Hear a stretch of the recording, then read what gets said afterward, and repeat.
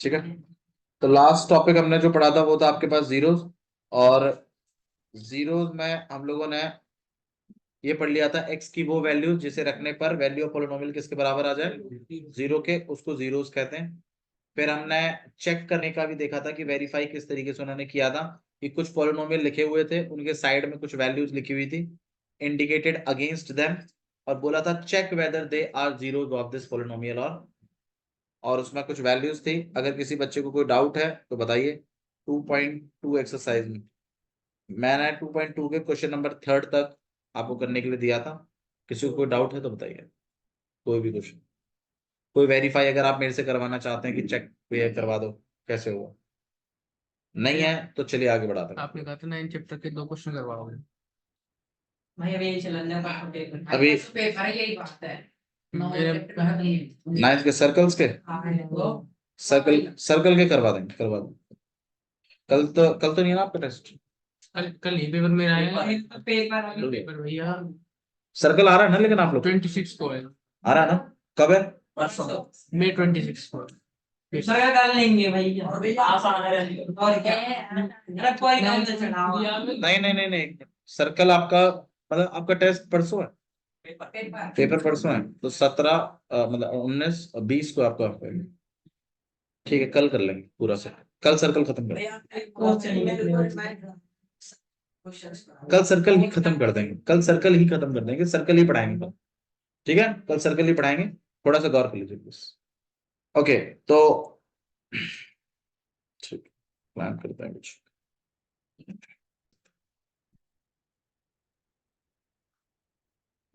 ठीक है, ओके, तो नेक्स्ट में आपको बोला है फाइंड द जीरोस। अभी तक हमने सिर्फ खाली चेक करना सीखा है कि जीरो है या नहीं। अब हम फाइंड करना और सीखेंगे कि फाइंड करिए,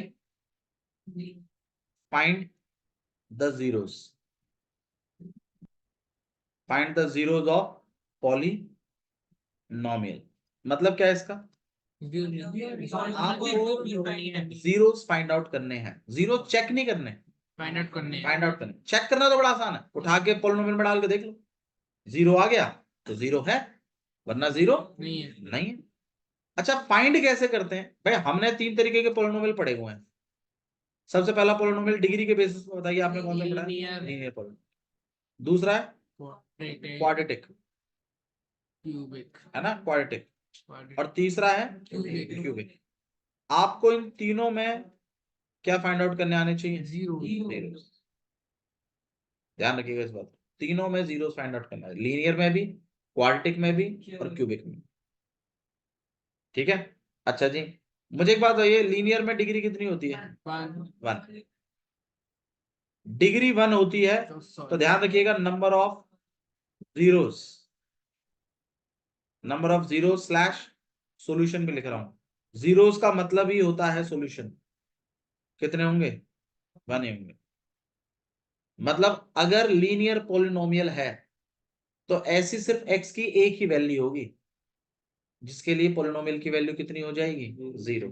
देखो जैसे मैं आपको दिखाता हूं कि भाई जैसे मान लीजिए पी एक्स एक्स प्लस 5 है, आप बताना इसका जीरो क्या होगा? और कुछ होगा? नहीं होगा, एक ही जीरो होगा बस इसका, और वो जीरो भी क्या है? -5। एक लौता जीरो है इस पोलिनोमियल का। क्यों? क्योंकि इसकी डिग्री कितनी है? 1 है। तो जितनी डिग्री होती है उतने ही क्या होते हैं? Number of zero. अब आप बताइए क्वाड्रेटिक जो पोलिनोमियल होगा उसके नंबर ऑफ जीरोस कितने होंगे? उसके नंबर ऑफ जीरोस 2। भैया नंबर ऑफ जीरोस तो 2 होंगे, लेकिन निकालते कैसे हैं जीरोस? तो इसी पे ये टॉपिक पढ़ना है हमें, ये कैसे फाइंड आउट करते हैं, लीनियर के कैसे फाइंड आउट करते हैं, क्वाड्रेटिक के कैसे फाइंड आउट करते हैं, और क्यूबिक के कैसे फाइंड आउट करते हैं। क्योंकि 3 तरीके के पोलिनोमियल्स है ना, लीनियर, क्वाड्रेटिक और क्यूबिक। तो आपको तीनों पोलिनोमियल के जीरोस निकालने आने चाहिए। आप बोले तो मैं सिखाऊं? ठीक है, तो लीनियर पोलिनोमियल के जीरोस कैसे निकालते हैं उस पर डिबेट करते हैं। आपको ऑब्वियस सी बात है पोलिनोमियल तो देगा,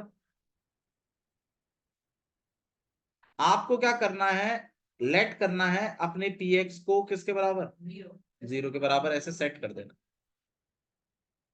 फिर जैसे ही आप पी एक्स को 0 सेट करोगे तो x प्लस 5 इक्वल टू 0 करके लिख देना है, और x को क्या कर देना है, अकेला। ये अकेला करने के बाद जो भी x की वैल्यू आएगी वही आपके क्या होंगे। So the zero of p of x is x equal to minus, ये जो x की वैल्यू आई है यही आपका क्या है, 0। भैया इतना सिंपल है। हाँ जी, लीनियर में इतना ही सिंपल होता है। पोलिनोमियल देगा, अगर वो लीनियर पोलिनोमियल है तो आपको पहले उस पी एक्स को किसके बराबर सेट कर देना है, 0 के, और फिर x को क्या कर देना है, अकेले, और जो भी x की वैल्यू आएगी वही उसका क्या होगा, 0। बहुत ही सिंपल है। देखो जैसे मैं आपको दिखाता भी हूँ उस चीज को, जैसे मान लीजिए कोई पोलिनोमियल है आपके पास ऐसा 2x प्लस 3, और अगर आपको इसको 0 सेट करना है, मतलब इसका 0 सेट नहीं, इसका 0 निकालना है, तो आपका सबसे पहला काम क्या है कि आप इसके पी एक्स को किसके बराबर कर दोगे, 0। और फिर आपका ये 2x प्लस 3 किसके बराबर हो जाएगा, 0 के। फिर आप इसमें x को अकेला करोगे, तो पहले तो प्लस 3 को उधर भेजोगे, फिर आप x को क्या कर देंगे, अकेला। तो ये जो आया है यही आपका इस पोलिनोमियल का क्या है। आपको यकीन नहीं आता तो देखो मैं चेक करके दिखाता हूँ, इसी पोलिनोमियल की वैल्यू निकाल देता हूँ -3/2 पे। देखो 2 इंटू 2 से 2 क्या हो गया, आया ना? तो भैया इसका मतलब लीनियर पोलिनोमियल में उस पोलिनोमियल को पहले हम पी एक्स मानते हैं, हाँ जी, फिर हम पी एक्स को किसके बराबर कर देते हैं, और फिर एक्स को अकेला कर देते हैं। इतना ही आसान है लीनियर पोलिनोमियल में जीरोस फाइंड आउट करना। आपको जो अगला क्वेश्चन है वो इसी पर ही है कि आपको बहुत सारे पोलिनोमियल दिए हुए हैं और आपको बोला है इनके जीरोस फाइंड आउट करिए। Find the zeros of the following polynomial in each of the case. तो पी एक्स आपको दिया हुआ है कितना है, एक्स प्लस 5, इसका जीरो फाइंड आउट करना है, बताओ कैसे करेंगे। Let P of x equal to 0, फिर x प्लस 5 x किसके बराबर, तो ये जो -5 आया है यही आपका क्या है, तो आप हैंस करके लिख दोगे, hence x equal to -5 is 0। ये आपका पहला क्वेश्चन है। इसी तरीके से क्वेश्चन नंबर सेकंड भी है कि भाई पी एक्स जो है वो इस बार आपका x-5 है। सेम वही स्ट्रैटेजी अपनी, पी एक्स इक्वल टू 0 ऐसे कर आके हम कर देंगे। इसमें एक क्वेश्चन है जो थोड़ा सा अलग सा है, जो कि ये वाला है, आपका जो पी एक्स है वो इस बार 3x है खाली। अरे बताना इसका 0 क्या होगा, नहीं बाबू मल्टीप्लाई है, 0 हो जाएगा। ये चीज मल्टीप्लाई 0 कब आएगी, जब ये खुद 0 होगी। 0 से किसी भी चीज को मल्टीप्लाई करते हैं 0 हो जाता है। तो लेकिन करेंगे कि लिखेंगे कैसे कि लेट पी ऑफ एक्स किसके बराबर, तो 3x किसके बराबर, 0 x किसके बराबर, 0 0.3 0। तो x की वैल्यू कितनी आ गई, ऐसे करेंगे सिंगल वाले, नहीं आ रहा। ठीक है, अगला एक और भी है जो थोड़ा सा बच्चे इस वाले से डरते हैं थोड़ा सा, अल्फाबेट्स यूज किए गए हैं इसके अंदर, सी एक्स प्लस डी, कोई दिक्कत नहीं है, वही स्ट्रैटेजी अपनी, पी ऑफ एक्स किसके बराबर, तो सी एक्स प्लस डी किसके बराबर हो जाएगा। ध्यान रखिएगा एक्स को अकेला करना है, डी को आप पल्ली तरफ भेजेंगे कितना हो जाएगा, फिर एक्स को अकेला कर देंगे -d/, ये है आपका जीरो। समझ में आया? बाकी मेरे ख्याल से ऐसा कोई क्वेश्चन नहीं है जो आपको तकलीफ दे सकता है इसमें। एक आपके पास ए एक्स वाला क्वेश्चन और है कि जी पी एक्स, हाँ वो बात वही है 3x जैसा ही है, तो पी एक्स कितना बराबर सेट करेंगे आप, 0 के, फिर ऑब्वियस सी बात है ए एक्स 0 के, x किसके बराबर, 0/a दैट इज 0, तो x की वैल्यू ऐसे सेट करें, बताइए। ठीक है, तो इस तरीके से आप करेंगे। बताइए कोई इशू है किसी को भी लीनियर पोलिनोमियल में जीरोस निकालने में, चेक करने में, चेक करने में नहीं होनी चाहिए, पोलिनोमियल निकालने में कोई आपको प्रॉब्लम नहीं होना चाहिए। बॉयज कितने हैं, 5 है सारे, यहाँ तो कोई इशू है, पक्का, ठीक है जी। चलिए आगे बढ़ाते हैं, क्वाड्रेटिक में कैसे फाइंड आउट करते हैं। पहले मुझे वैसे बताओ क्वाड्रेटिक में, क्वाड्रेटिक पोलिनोमियल में कितने जीरोस होंगे? दो। क्यों? डिग्री 2 है। बहुत बढ़िया, डिग्री 2 है ना भैया, इसलिए पोलिनोमियल भी इसलिए जीरोस भी कितने दो ही होंगे? होंगे। जीरोस, और जीरोस भी 2 होंगे। सही है। क्यूबिक में कितने होंगे? 3। एक क्वाड्रिक में निकालो सी।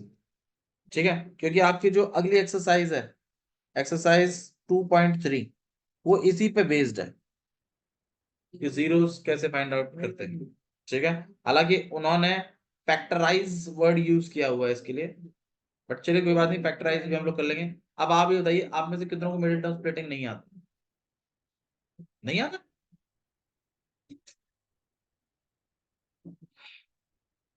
मिडिल टर्म स्प्लिटिंग,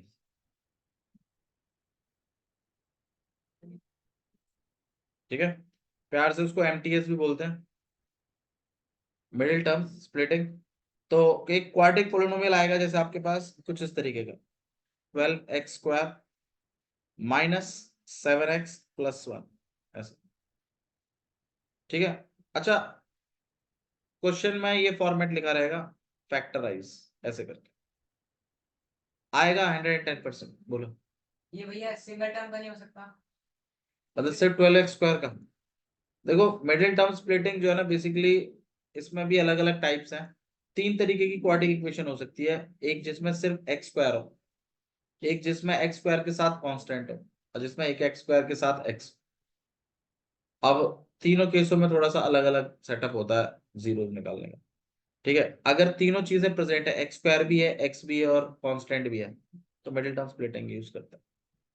ठीक है, चलिए, तो अगर आपको मिडिल टर्म स्प्लिटिंग करनी है तो ये ऐसा पूरा होना चाहिए, बिना अगर आप 2 का है तो फिर मिडिल टर्म स्प्लिटिंग से नहीं होगा।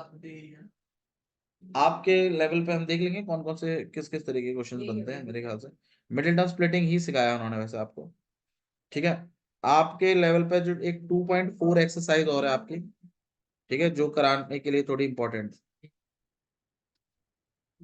ठीक है, ये वाली जो एक्सरसाइज है अभी हम जो कर रहे हैं, ये 2.3 एक्सरसाइज, 2.3 एक्सरसाइज है। मैं आपको अभी फिलहाल के लिए मिडिल टर्म स्प्लिटिंग सिखा रहा हूँ। बस मैं ये चाहता हूँ कि आप मिडिल टर्म स्प्लिटिंग सीख लें, और आप ये ध्यान रखें कि ये कौन सी पॉलिनोमियल्स में यूज होती है, क्वाड्रेटिक पॉलिनोमियल्स, और ये जीरोस निकालने के लिए इस्तेमाल करते हैं। ठीक है, पहले आप सीख लीजिए कैसे करते हैं, फिर मैं आपको बताऊंगा किस तरीके से आपको इसको इस्तेमाल करना है। ओके, तो ये क्वाड्रेटिक इक्वेशन है आपके पास, क्वाड्रेटिक पॉलिनोमियल है ना? क्वाड्रेटिक पॉलिनोमियल तो है ना? कैसे पता चला? डिग्री पावर्स होल नंबर्स हैं, वेरिएबल के ऊपर जो पावर लगी हुई है वो होल नंबर्स सारी सारी। तो ठीक है मामला। ओके, अब किस तरीके से करते हैं वो सुन लीजिए।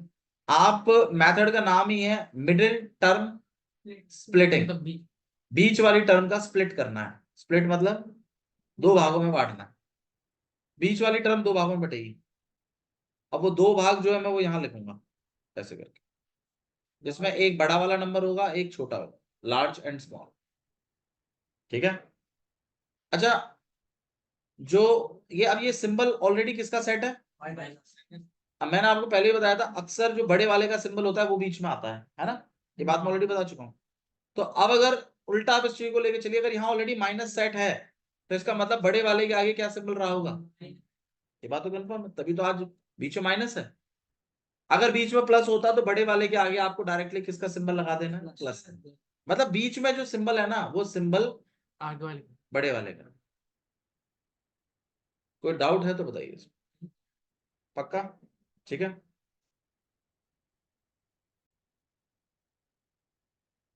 ध्यान दीजिए।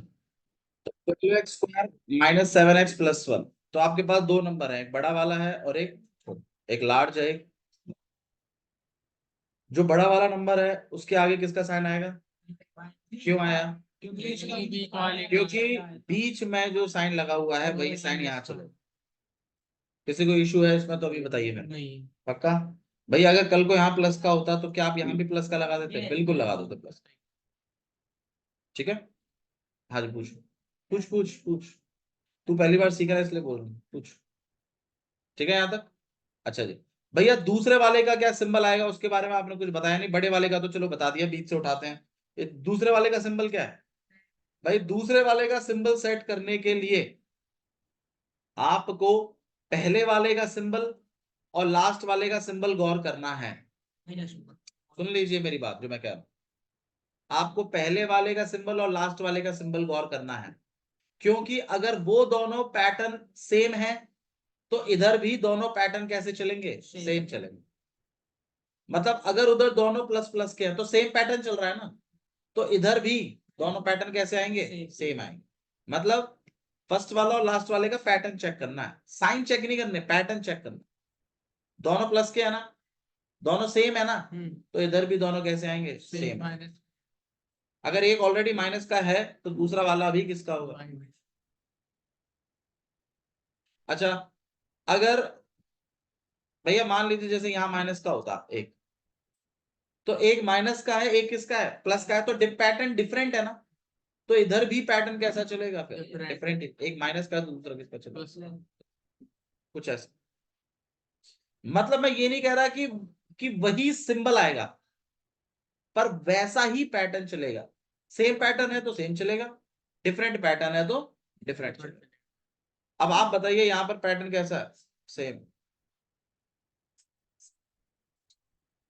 ठीक है, कितने पहला पहला ही टेस्ट हुआ ना, दूसरा रिजल्ट भी हाँ इसमें रखिए, अपने कॉमर्स लिख लेना ऊपर।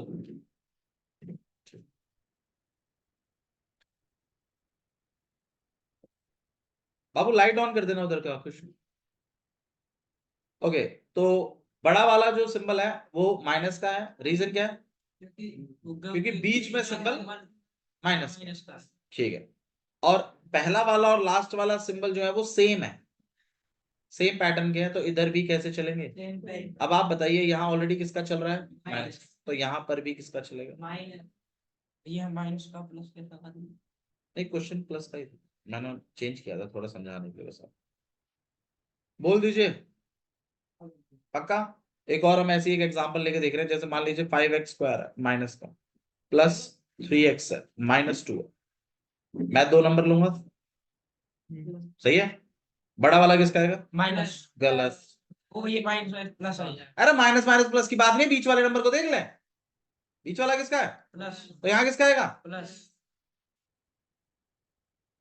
भाई बीच वाले नंबर को देखकर बड़े वाले का नंबर डिसाइड होता है, बीच वाले साइन को देखकर बड़े वाले का साइन डिसाइड होता है। अब आप बताइए बड़े वाले का साइन क्या चलेगा फिर, प्लस। प्लस क्यों चल रहा है, बीच में प्लस है, क्योंकि बीच में प्लस है, यहाँ प्लस है, तो एक तो लार्ज होगा एक क्या होगा, स्मॉल। बड़े वाले का प्लस आएगा। अब छोटे वाले का और बता दीजिए, उसके लिए ये चेक करना पड़ेगा भैया क्या ये सेम है, ये सेम है तो भैया ये भी कैसे चलेंगे, सेम ही चलेंगे। अभी भी बता दीजिए नहीं आ रहा है, एक और दूं क्वेश्चन, नहीं एक और दे देते। अरे भैया ये इंपॉर्टेंट चीज है, यही इसी में गलती करते हैं बच्चे। अरे भैया बना लेंगे चिंता मत, नंबर बनेंगे नहीं बनेंगे वो एक अलग पार्ट है।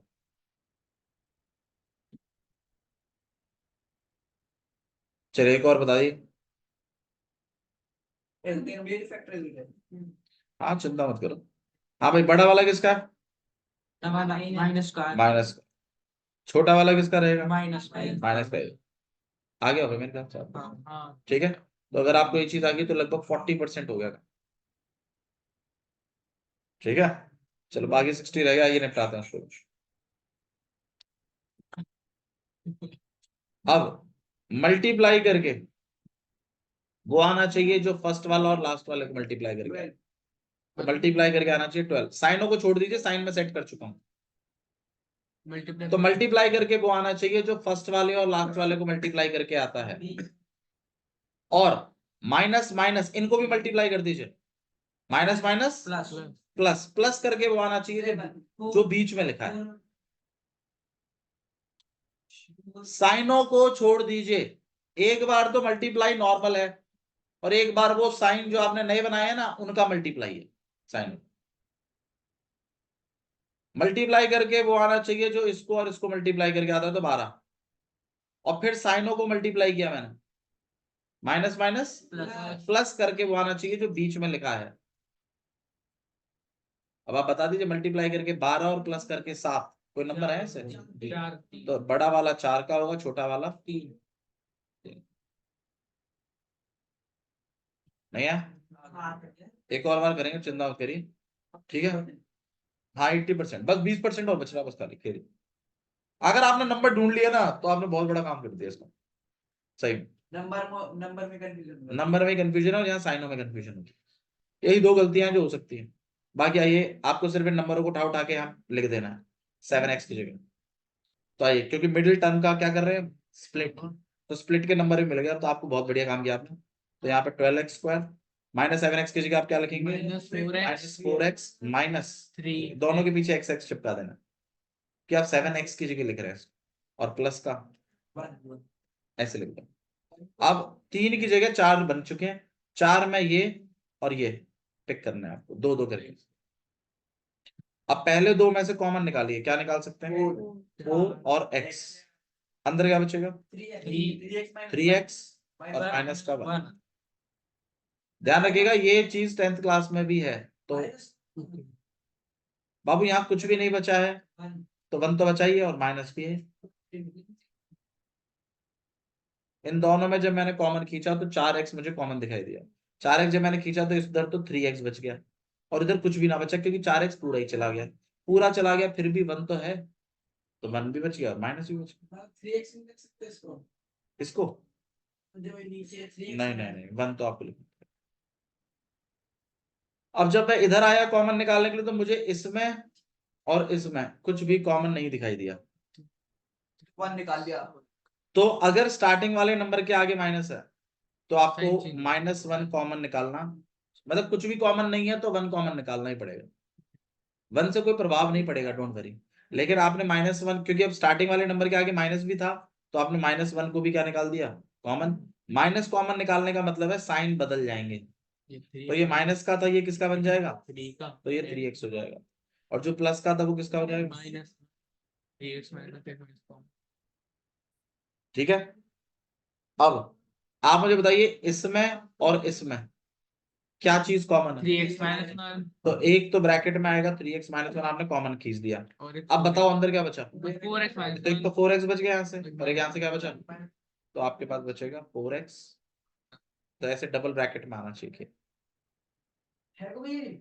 दिस इज अब हो गया 100%। 100%।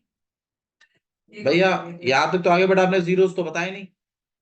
भाई देखो आपके लेवल पे भी यही इतना ही है, अगर आपको जीरोस खोजने हैं ना, तो मैं बताता हूँ ये चीज इक्वल टू 0 सेट करनी है, फिर एक बार तो आप क्या करोगे, 3x माइनस 1 इक्वल टू 0 करोगे, और एक बार 4x माइनस 1 इक्वल टू 0 करोगे, फिर x की वैल्यू निकलेंगी 1/3, यहाँ x की वैल्यू निकलेंगी 1/, ये है वो दो जीरो जो आपको चाहिए।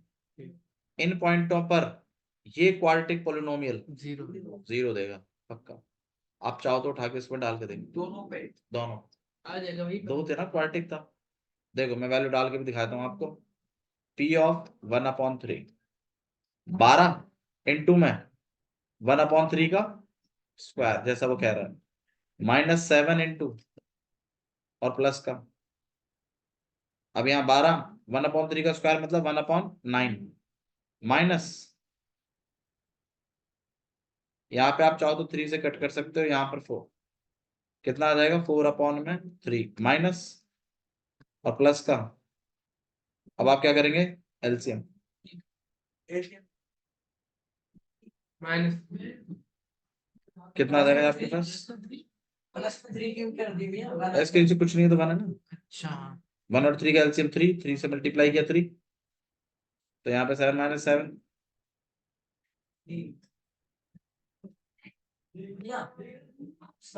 और ऐसे ही अगर आप 1/4 भी डालेंगे ना इसमें, तो भी 0 आ जाएगा। बोलिए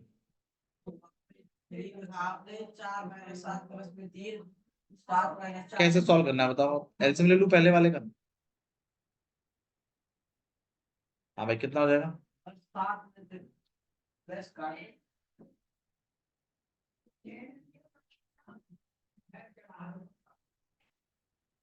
कैसे भी कर लीजिए, आंसर सेम है,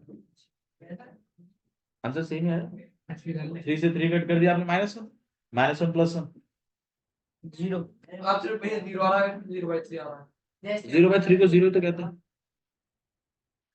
0/3 को 0 ही तो कहते हैं, तो इसका मतलब है भैया, मतलब ये ये मतलब यही जीरोस बनाते हैं आगे चल के। बिल्कुल आपके लेवल पर अभी ये है नहीं, ये 10th में आपको मिलेगा।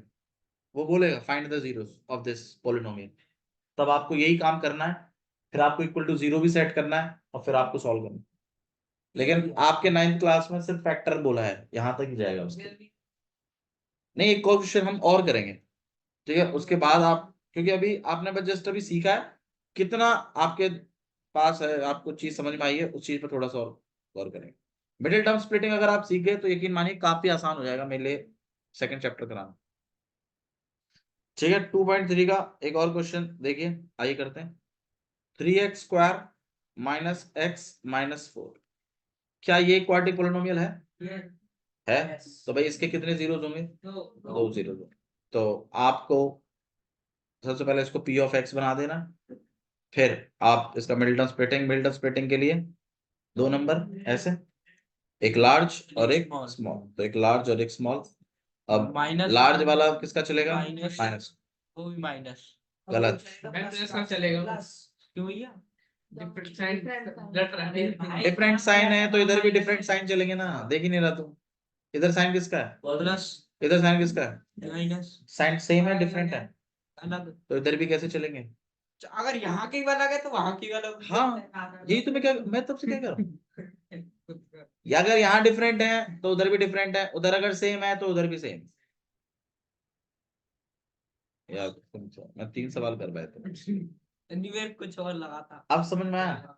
चलो देखेंगे भैया अगली बार और पता चलेगा। अब मल्टीप्लाई करके आपको फर्स्ट और लास्ट वाले को बढ़ा देना है, कितना? 12। फिर इन साइनों को भी बढ़ा देना है, प्लस माइनस माइनस माइनस करके बीच वाला नंबर, अब बीच में तो कोई नंबर नहीं लिखा तो 1 लिखा। 1 1 बता दीजिए, मल्टीप्लाई करके 12 और माइनस करके 1, 4 और 3 अगेन, नहीं होगा 4 और 3 ही दो थे, मल्टीप्लाई करके 12 और माइनस करके 1। -1 नहीं लाना है, माइनस करके 1 लाना है, ठीक है।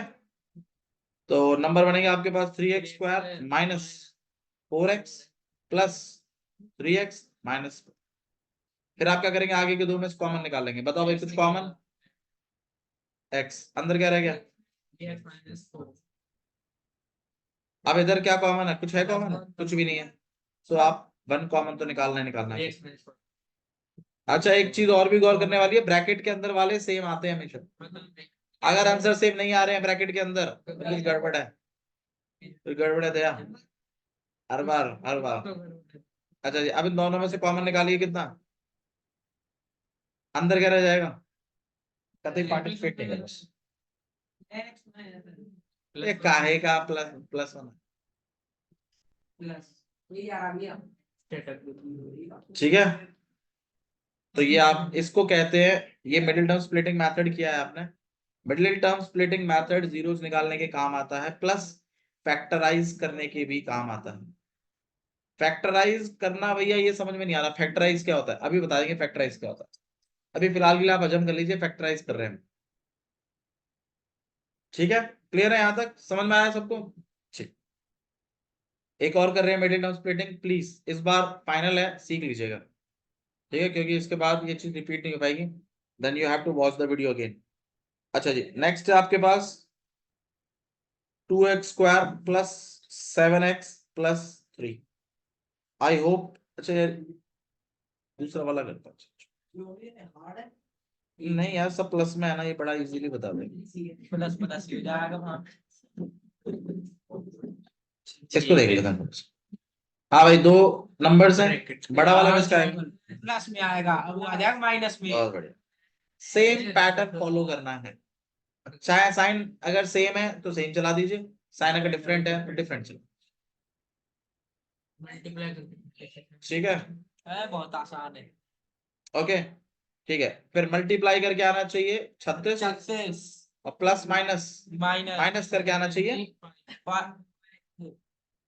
ओ ऐसा और देख रहा झुक झुक के, एक पूरी एक स्क्रीन माइनस करके आना चाहिए 5। नंबर मल्टीप्लाई करके 36 और माइनस करके 5, 9 और 4। भाई नंबर थोड़ा सा बड़ा वाला पहले बताइए, छोटा वाला बाद में बताइए। तो यहाँ पे आएगा 6x² plus 9x minus 4x 6 इन दोनों में कॉमन क्या है? x कॉमन ले 3 3x भी तो है यार। 2x x प्लस 6 ए यार, इन दोनों में कॉमन क्या? ध्यान रखो माइनस भी है इधर, तो एक तो माइनस निकलेगा, एक 2 निकलेगा। माइनस कॉमन निकालने का मतलब है साइनों को बदलना भी है, और ब्रैकेट के अंदर सेम आने चाहिए, ध्यान रखिएगा इस बात को भी। तो बताइए, x 2x प्लस 3 चिंता मत करो, ब्रैकेट के अंदर वाला ही लिख दिया करो। कितना हो जाएगा? 2x प्लस 3 कॉमन किस दिया, अंदर क्या रहेगा? 3x माइनस 2 मैं बता दो, नहीं आ रहा तो अभी भी। आ गया भैया। क्वाड्रेटिक आ गया सुनना। Middle term splitting is done. हाँ भाई लव, ठीक है, क्लियर है। तो this is middle term splitting. Okay, middle term splitting के बाद थोड़ा सा फैक्टराइज चीज समझते हैं क्या होता दो क्वेश्चन तो भैया है। एक वर्कशीट भेज देंगे, वर्कशीट कर लाइएगा, 10 क्वेश्चन रहेंगे उसमें, 10 के 10 कर लाइएगा। हाँ जी, मिडिल टर्म स्प्लिटिंग के वो 10 क्वेश्चन जो आपने होमवर्क दिया था वो 2 बार, अगर वो नहीं हुआ तो डबल डंडे भैया। वे मार लेना भैया। अरे क्यों पीछे पड़ गए? आप मिडिल टर्म स्प्लिटिंग कर लाइएगा। आप चुप रहो। भाई नवीन भाई प्लीज, नो मोर डिबेट्स, ध्यान दीजिए। तो आप एक मिडिल टर्म स्प्लिटिंग कर रहा हूं, फैक्टराइज समझिए क्या होता है। फैक्टराइज देखिए, जैसे आपके पास 15 एक नंबर है, मैं इस 15 को 3 इंटू 5 लिख सकता हूं। तो ये जो 3 और 5 है, इनको इस 15 का क्या बोलते हैं? फैक्टर बोलते हैं। क्या बोलते हैं? फैक्टर। तो एक तो होता है नंबर का एक्सपेंडेड फॉर्म लिखना, एक तो होता है नंबर लिखना, एक होता है इसका फैक्टर फॉर्म लिखना। तो जो फैक्टर फॉर्म होती है ना, वो मल्टीप्लाई करके लिखी जाती है, ऐसे मल्टीप्लाई फॉर्म में जाती है, प्लस माइनस में नहीं लिखते। देखो जैसे अभी अभी थोड़ी देर पहले हम लोग एक ऐसे लिखते थे, a प्लस बी का क्या होता है? Square plus 2ab। इवन ये फॉर्मूला भी जो है ना, ये दो फॉर्म्स में लिखा हुआ है। इस वाली फॉर्म को कहते हैं एक्सपेंडेड फॉर्म। क्या कहते हैं इसको? Expanded form.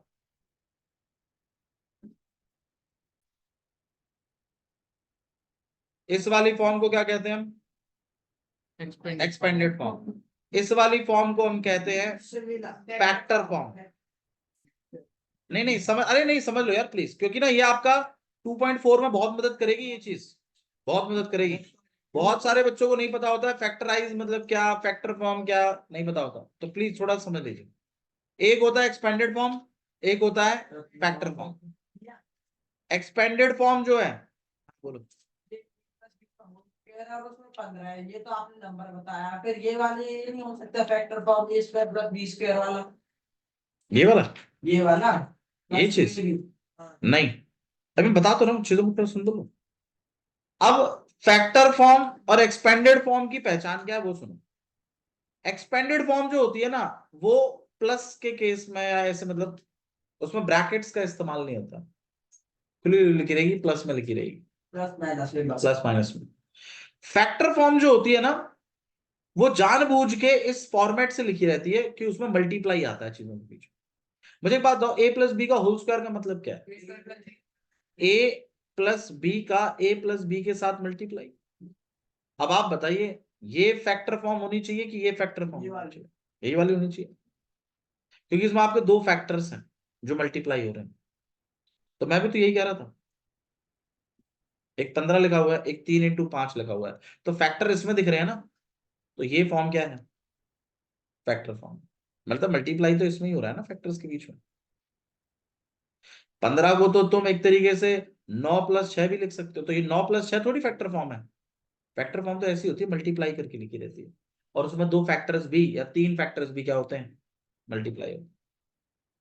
ठीक है, तो अब जितने भी फॉर्मूले हैं आपके पास, आपको पता होना चाहिए। जैसे a प्लस बी का होल स्क्वायर है, तो मैं A square plus B square plus 2ab लिखता हूं, तो आपको पता होना चाहिए ये वाली जो फॉर्म है ये कौन सी फॉर्म है?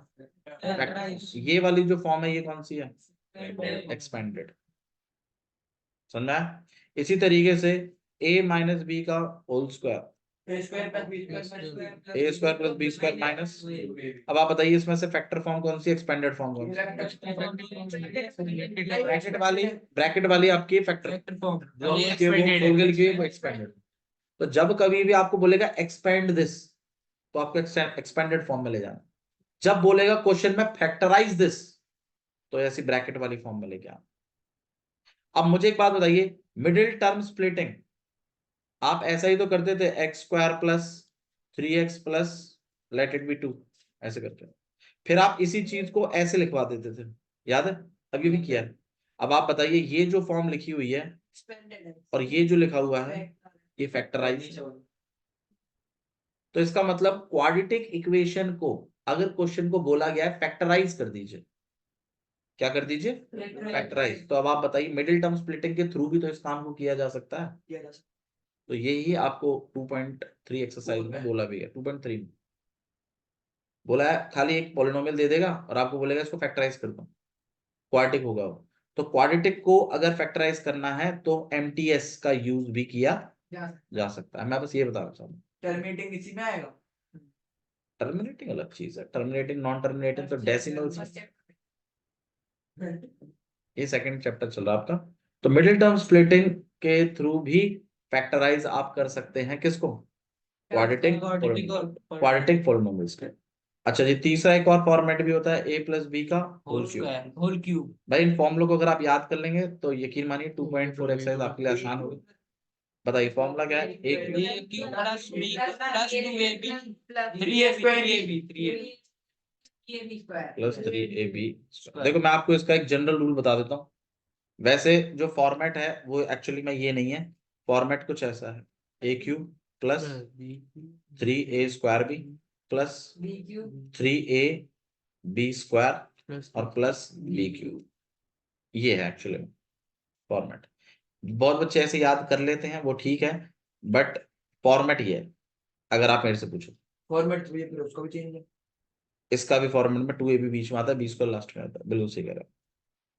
अगर आप फॉर्मेट वाइज चले तो ये फॉर्मूला, और ये फॉर्मूला याद करना भी आसान है। मैं आपको बता देता हूँ कैसे। आप इसको ऐसे सोचिए कि भाई जैसे मान लो एक जैसे पेरेंट्स हैं, तो जब बालक होते हैं तो पहला जो बालक होता है उस पर सबसे ज्यादा प्यार होता है, फिर जब दूसरा हो जाता है तो पहले वाले का थोड़ा सा प्यार उसको चला जाता है, फिर वो छोटा होता है तो धीरे धीरे वो छोटे वाले पे ही ज्यादा प्यार होता है, बड़े वाला दूर होता चला जाता है, राइट? फिर ऐसे ही तो होता है, मतलब मैं तो आपको बस याद करने का ट्रिक बता रहा हूँ। तो आप इसको ऐसे सोचिए, भाई सबसे पहला क्यूब, भाई जो आपका ओवरऑल पावर है ना वही मेंटेन रहेगी।